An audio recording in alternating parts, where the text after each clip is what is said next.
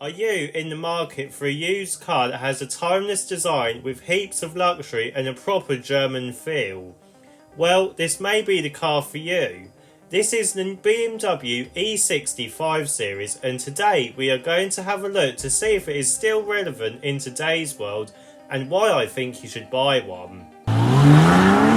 Hello everyone, welcome to Everything Cars and More. This is the #1 place to be for car news and reviews.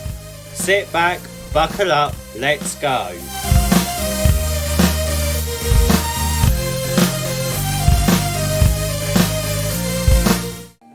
The BMW 5 Series in its E60 generation was revealed all the way back in 2003 for the 2004 year model, and it carried on all the way till 2010, with it coming in estate form as well as the M5 too. And personally, I think this is the best looking 5 Series ever designed. Designed under the Chris Bangle era and having the first generation of BMW iDrive which we know and love, could this be a good buy today, with this one only costing £2,215? So, as I have said, that this BMW 5 Series has a timeless design, with its smooth edges and its rounded grille with lots of chrome on it. The headlights also have this rounded look, but look sharp and focused with these angel eye designs, which really makes this car stand out. There aren't many creases at the front, but the lower central air vent is slim and discreet, which suits this car personality quite well. Round the side, and it is a bit of the same story really. We only get a few creases, but the main elements are still there with the 3-box design and the Hofmeister kink at the back. The wheels do look basic, but they are clean looking and aren't oversized either at 17 inches. On this car we also get the soft closed doors too, which is a great feature to have, and it makes this car feel a lot more expensive than it actually is. Every part you touch now feels expensive, even though this car was made in 2007. It just makes this a much better experience and pushes the gap apart between the 3 Series and 5 Series of this time. Moving round to the back, and it is the same story really, with not much going on. You get these sleek yet somewhat modern looking taillights which have LED technology in them. You also get the BMW numbering as well as a boot key lock, which is rare to see nowadays. The bumper is minimalistic, but it does house the reflectors and genuine real exhausts. Let's have a look at the engine lineup for the E60 5 Series, as it is actually quite vast. Put it simply, there are 10 petrol versions and 4 diesel versions. Now, I will only talk about the main ones that I think you should choose from, but if you want to see a list of all of the engines that you could have with the E60 5 Series, then head over to the official Everything Cars and More website to see them. To start with, let's have a look at the petrol engines. You could have the 520i, which used a 2.2 litre straight 6 engine, which was produced between 2004 and 2005, but a 2 litre 4 cylinder produced between 2005 and 2010, with a power range of about 170 brake horsepower. The next one is probably the best one to go for, as this is the 530i. This uses a 3 litre straight 6 with a power between 230 and 270 brake horsepower. The final petrol one before the M5 would be the 550i, and this uses a 4.8 litre V8 with 362 brake horsepower. For the diesel range, it kicked off with the 520d, and this used a 2 litre 4 cylinder engine with a power range of between 161 brake horsepower to 174 brake horsepower. The next best diesel engine is the 530d, and this used a 3 litre straight 6 unit with a power mixture between 215 brake horsepower to 232 brake horsepower.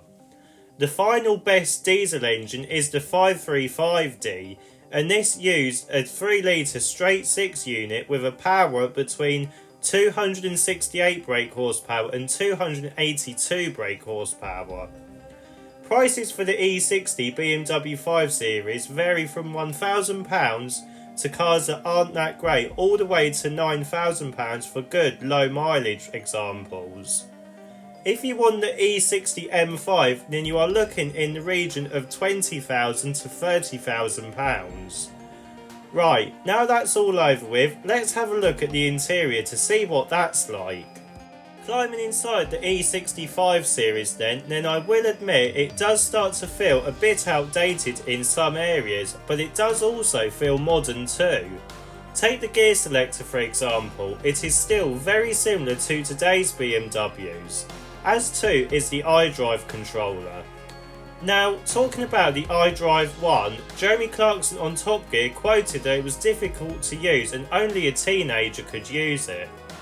Now, I have used it and I will admit it is quite fiddly to use as there is no back button, and some of the features are buried deep within the menus, but it does work and it does what you need it for.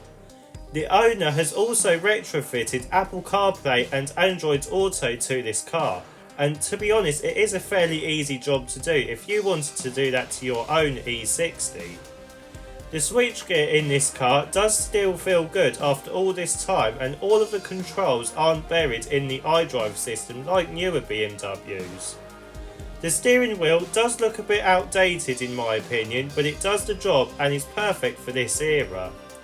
The seats on this model are the comfort seats, which are very comfortable and are highly adjustable, which is great, and the overall fit and finish is still really good, and it could almost still feel like a 7 Series. This really shows the gap between the 3 Series and 5 Series. I also like this cream colour interior. What do you think? Let me know in the comment section below, and whilst you are at it, don't forget to like and subscribe. Let's have a look at the rear seats. So, climbing in the back of the E65 series, and legroom isn't the best compared to modern cars sitting behind a 6'2" person. But this isn't surprising as the newest 3 Series is actually bigger than this 5 Series. We do get the middle seat now that folds down into this big armrest which has a lot of storage and your cup holders. And you also get your own rear lights as well as air vents and a 12-volt socket and even an ashtray just to show this car's age. Mind you though, the soft closed doors do give it an extra luxurious feel, along with these floor mats that are much better than today's cars. So, going round to the boot, and you are welcomed with 520 litres of boot space, which is okay but isn't the best as the boot opening isn't that big, and also this specific car doesn't have folding rear seats. Unfortunately, this was an option, so if you need more space then either find a car that has this feature, or maybe go for the E61, which is the more practical estate version. So, in summary then, is it worth buying an E60 BMW 5 Series then? Well, in terms of value for money, this is a really good bargain at the moment, and these cars are having a great following. This means that parts will be readily available and there will be loads of forums to help you out. It has a great design and a high-end interior that does really not feel like 18 years old. Yes, there are a few wear and tear places inside, but you would really expect it on a car for this age.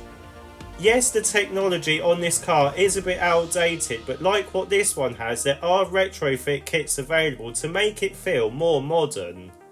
There is also the brilliant M5, which has great performance from its 5-litre V10 as well as brilliant handling. These cars are great drivers' cars too and will easily eat up the motorway miles too. Especially like this one that has done 206,000 miles. And really, for £2,000 you are getting one very good buy. Now, if you are interested in this particular vehicle that's been in this video today, then it is for sale at Bulldog Car Sales for £2,250. I will include a link below in the comments section so you can go and have a look at it.